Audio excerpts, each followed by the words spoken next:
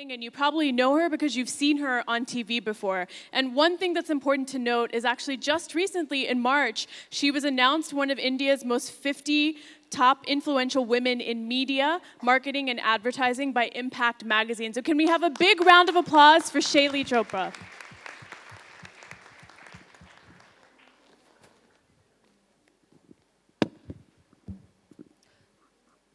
Good evening, everyone.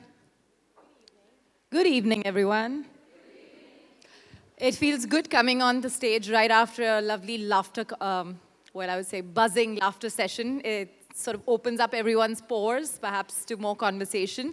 But at the outset, a big thank you to SHEROES Summit and to Sairi, who I've known for, I don't even know how many years.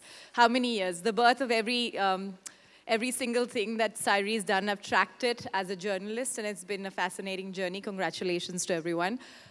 I actually don't really want to talk about what I have done per se, because I've only experimented. My entire life has been a real experiment, whether it was with journalism or whether it was with entrepreneurship. We earlier had Anjum Chopra, who's a fascinating woman and achiever herself. She was talking about being in a male-dominated profession. Well, my first entrepreneurial journey was in golf. I don't know how many of you have heard of the four-letter word golf. Anyone? Okay, so I'm just kidding, but you know, it's as male-dominated as it gets. I mean, in cricket, you wouldn't have a team. I doubt that we have more than 11 female professional golfers in this country. And yet, that's a space that I'm still passionately growing with one of my golf startups. Very proud of having set up She the People just 2 years ago, largely because I felt that in a country like India, when someone told me that you've got a digital television channel dedicated to women, that is niche. So I paused and I said, half of your country is niche. And that's when, people were beginning to think about when Shaili comes and tells us that she's going to be changing that top 10 list, making it top 100, 100,000, and 100,000, and then 500 million. What she really means is that we have to get beyond those 10, 15 women we see on every power list. And I am glad to say that in the last many weeks and months, we have gone on from doing a single story to now nearly 20,000 stories. And majority of these stories are video-driven, because I believe if you can tell a story with an image and it tells it's worth 1,000 words, then a video is worth 1,000,000. But very quickly, I want to focus less and less on what I am doing myself, but on one factor which I think would help you as well, as it has helped me. Because like all of you, I am myself learning every single day. And to me, the best idea that I could talk to you about was the idea of why energies matter. Like many entrepreneurs, many of those who work from home or work from offices, women who have to struggle, juggle a lot, I often would go back and look in the mirror and say, I don't know why I'm doing this. Where am I going? Why does this matter? Is this going to be an achievement at the end of the day? Am I just pursuing a hobby? Is this a struggle? And every second day, I would ask myself that question, because who otherwise in their right mind, and I think Rinku mentioned some stories, Anjum mentioned stories, and others have, you've got a perfectly lovely job, you're seen on television every night at 9 p.m., you talk business, you talk to CEOs, you feel important. Who leaves such a good job and just enters a digital world when you're going to start almost as a nobody? And that's when I came about to remind myself that energies matter. And by that, I really mean is that we need to define people that we are surrounded by. And I say that to you all because I think a lot of the questions that came in through the comments a little while ago about your stories, my stories, and her journeys, was really this whole part of that self-doubt, underconfidence at a time when you have to fight it out as married or unmarried and so on. I think what really matters at the end of the day for you to realize who is your positive set and then go after them. And I felt this because every now and then when I felt despondent and I would turn around and say, who are the people that I want to listen to? Well, there were 1,800 and on days 100,000 people willing to give me advice. Of them, 2 were positive. Because when people give you advice, they actually give it from a top angle, from vantage point. They want you to know the big picture, what lies ahead of you. But what you really want is the solution to that very moment. So I wanted to just begin a conversation with you all with the idea of why energies matter, because I have come to realize that I don't want advice from people. I don't want to go table to table listening to people and what they want to tell me. I don't want to go to investors who want to grill me in the same way that they grill 10 other startup owners. I don't want to go and meet people who call themselves achievers and who've been there, done that, and now are sitting out there to give advice, but are really not helping. Just a short while back, I was speaking at one of the Thai summits, and I remember having this conversation with Pramod Bhasin, who again works with a lot of people. He said, we keep talking about mentorship, but it's such a loaded word. What does mentorship mean? And what are these mentors giving you? Are they giving you real mentorship? Are they actually getting to the skin of the game that you're facing? Or are they just giving you advice that seems lofty because it's written by great, great artistic writers in fat books that have then become Bibles, because we, as a human race, tend to sort of idolize some people in the world and then just sort of live by what is the route to go to things, right?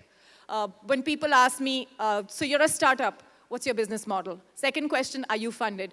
Third question, when you're hitting your first billion. And the fourth question would be, when are you going to sell out? And I just can't believe that people have a preset way of thinking, that not everything comes in a way that would be you, right? Who was saying short while back, you can't be anyone else but the person in your own skin.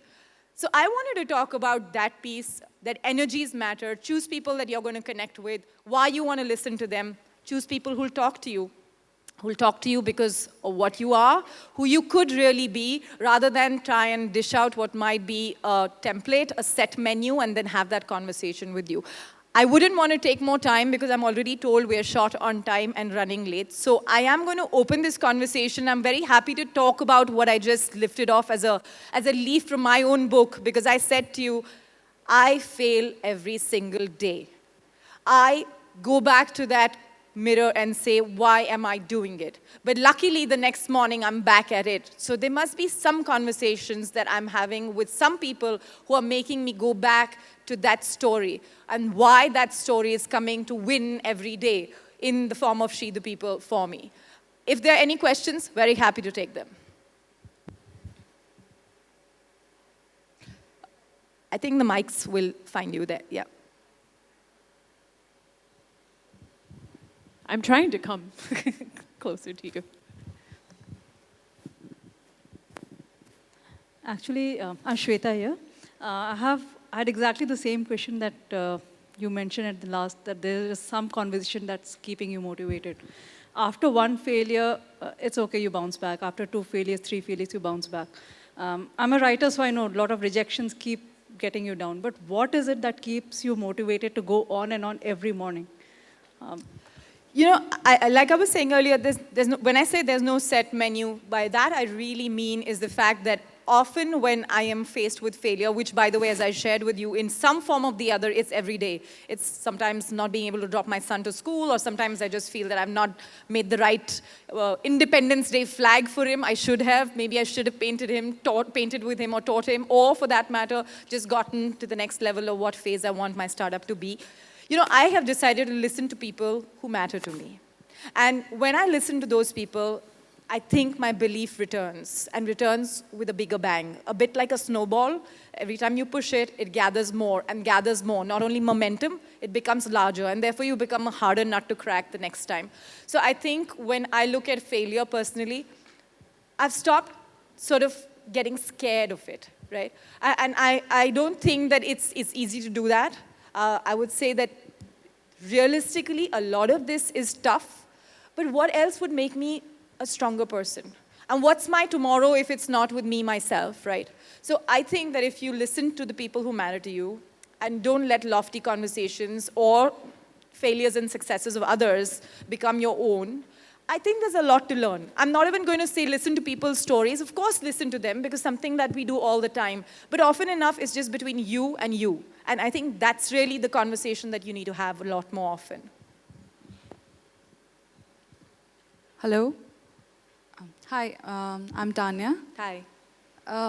That's a very good point that you mentioned about mentorship.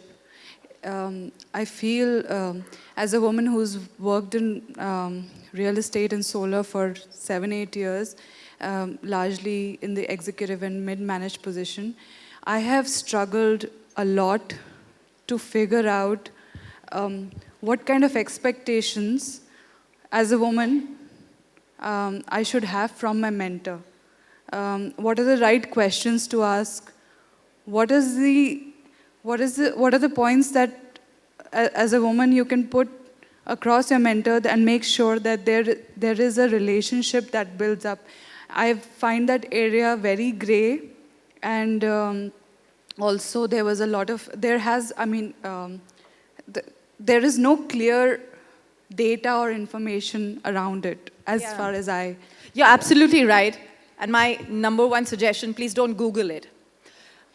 Just sit down with a piece of paper, write the questions you have for your own self. Where am I going? Why am I going in this direction? You talked about solar real estate. Is that what you talked about? Yes, yes. Really tough businesses to be in, I'm imagining. Yes. Get down to specifics. Clearly, a person like yourself needs to go to an absolute specialist, right? In journalism, there's a famous saying, especially told to you when you're becoming journalists.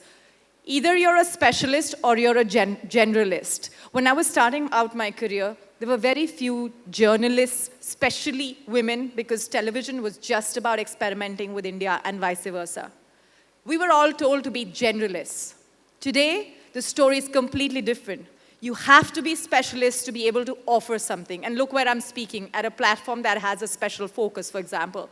So I think when you are very clear that you have a special focus, get down, put your points down, find somebody who's definitely a person like yourself 10 years ago. Go down to that person and talk business. Because if you're going to look for this fancy mentor who's all over the magazines, you're not going to get any of your answers from those questions. That's what my advice would be. Great, thank you. I think we have time for one more question. One more really good, solid question. Right, we have mic runners. Hi, I'm Sabita, and my question is very, very general. The success stories are handful. We all know that. And what was the thing that they did differently to make those success? There are so many of us trying to reach the same goals, but now everybody's on that platform. I didn't get your first part. Did you mean six what? The people who are successful are handful. So what is it that they did differently? There are so many of us who are struggling to be there. So, you know, it's a wonderful question. Firstly, to me, success isn't there. It's here. And the reason I say that is because, again, it goes back to the point that I started. We're running after a fixed model, something that's wrapped in this red wrapping paper with a big fat ribbon on top that says success. I don't think that's what it is. Success starts with you. If every day you have made a certain goal, whatever that be, and if you can achieve it, I don't see why your success needs to be at a podium. And I don't see why you should benchmark yourself like that. And I'm not saying that because I have been at a podium and therefore I can talk like this from here. If you guys could see me, I would probably just walk around having this conversation. I think the problem with us is we benchmark ourselves against others. And until we do that, that goalpost will change every single day because the person here is moving up there and that goalpost is going to shift for you. The minute you move the idea of what success means to you, that's when you're going to realize you're already successful. And I truly mean that. Because if you're in business and you have a number to chase, you will chase that number steadily, slowly, if you make goals that are realistic. If you have an emotion to chase, you're going to make that happen only if you make that as a realistic goal. If we keep reminding ourselves that those who are successful are only the ones who are leading India's top banks or who are running political parties, I'm not sure that's the answer to success, right?